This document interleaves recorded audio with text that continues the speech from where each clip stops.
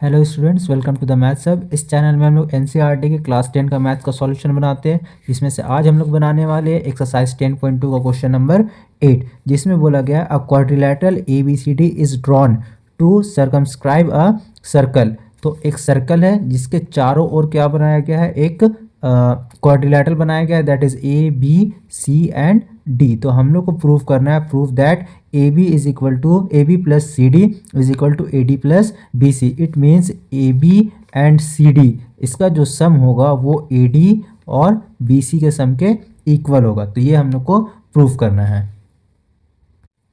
तो इसको प्रूफ करने के लिए हम लोग थ्योरम का हेल्प लेंगे, जैसा कि हम लोग थ्योरम पढ़ते हुए आ रहे हैं। और थ्योरम क्या है, तो यहाँ पे थ्योरम का थोड़ा सा हम लोग लिख लेते हैं। तो theorem is the length of tangent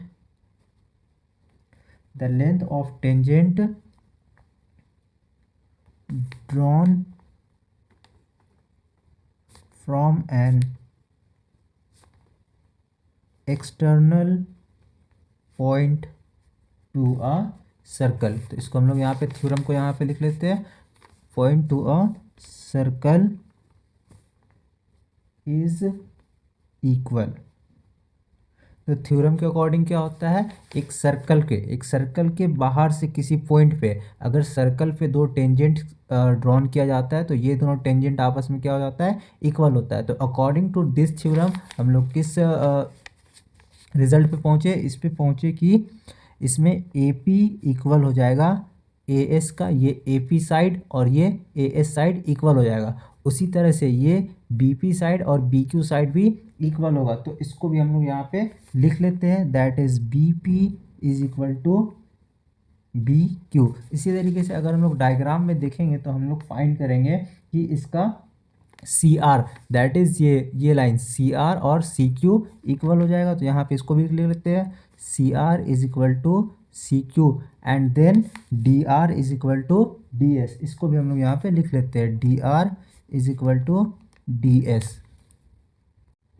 और अब हम लोग क्या करेंगे, ये LHS और ये RHS को आपस में जोड़ देंगे। तो इसको फर्दर यहाँ पे बनाते हैं, that is AP plus BP, ये AP और BP ये दोनों को प्लस CR प्लस DR, ये चार एक साइड पे हो गया, फिर इक्वल की जगह पे इक्वल, और फिर ऊपर से फिर स्टार्ट करेंगे, that is AS plus BQ plus CQ plus DS, ये चार को आपस में जोड़ देंगे। अब हम लोग यहाँ पे AP और BP को अगर देखें, अगर डायग्राम में देखेंगे AP और BP मिलके क्या होता है, तो डायग्राम में देखेंगे तो यहाँ पे AP और BP मिल करके हो जाएगा A से लेके B तक। तो इस पूरा की जगह पे हम लोग क्या लिखेंगे, AB लिख लेंगे।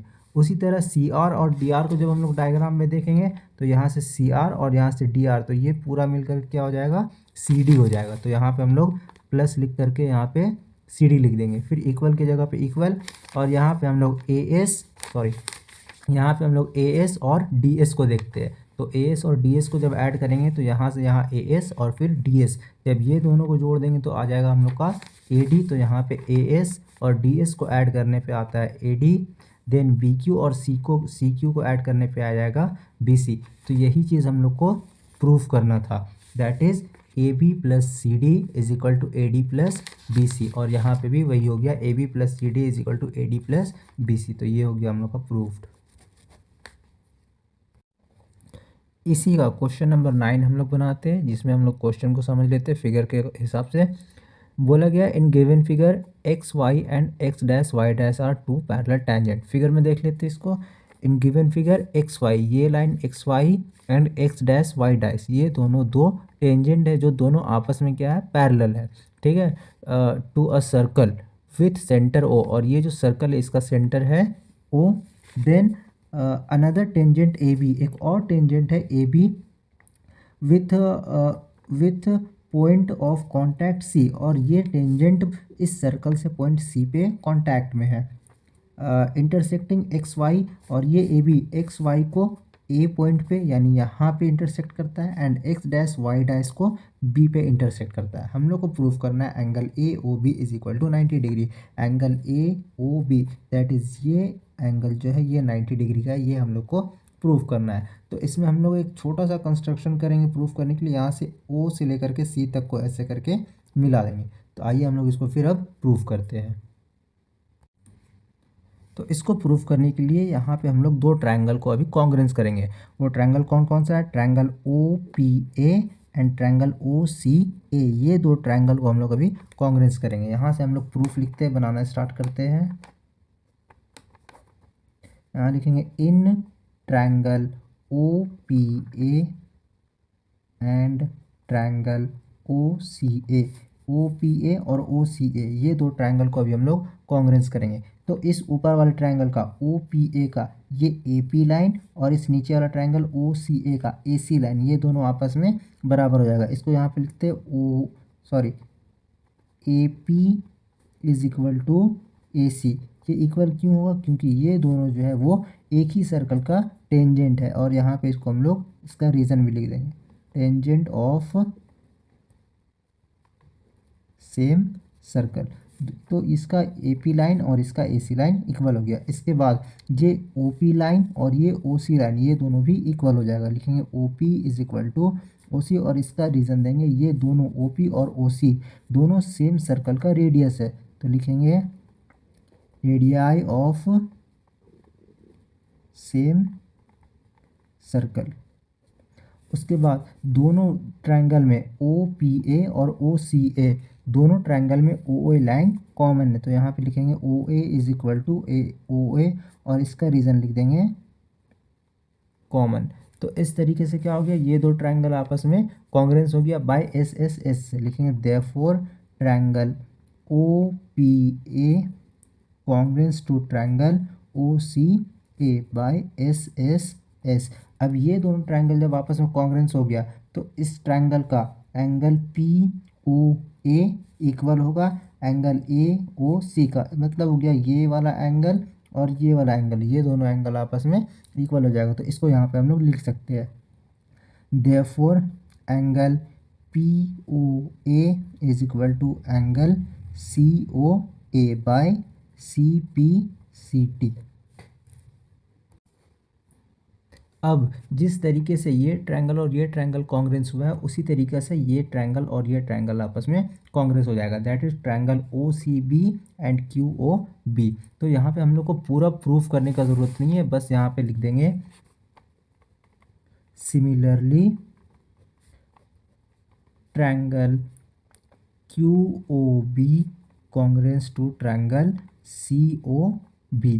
ठीक है, ये दो triangle Q O B and C O B, ये दोनों आपस में कॉन्ग्रेंस हो जाएगा और ये दोनों कॉन्ग्रेंस हो जाएगा। तो इसका ये एंगल और ये एंगल आपस में इक्वल हो जाएगा। तो ये दोनों को भी हम लोग इक्वल लिख देंगे। कैसे लिखेंगे? Therefore angle Q O B equal to angle C O B by C P C T से। ठीक है। और अब अगर हम लोग इस डायग्राम में देखें तो इस डायग्राम में ये एक एंगल, एक ये एंगल, एक ये एंगल और ये एक एंगल, ये चारों एंगल मिल करके 180 डिग्री का एंगल बनाएगा। क्यों? क्योंकि ये एक लीनियर पेयर है, ये एक स्ट्रेट लाइन है और ये चारों मिल करके 180 डिग्री का एंगल बनाएगा। तो इसी चीज़ को हम लोग अभी यहाँ पे लिखेंगे, चारों एंगल का नाम लिखेंगे और इक्वल करके 180 डिग्री लिखेंगे। तो एक एक करके एंगल का हम लोग यहाँ पे नाम लिखते हैं।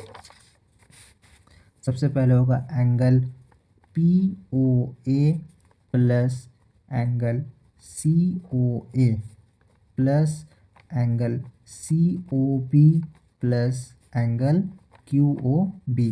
चारों एंगल मिलकर के 180 डिग्री होगा और इसका रीज़न होगा लीनियर पेयर, क्योंकि ये क्या है, एक लीनियर पेयर है।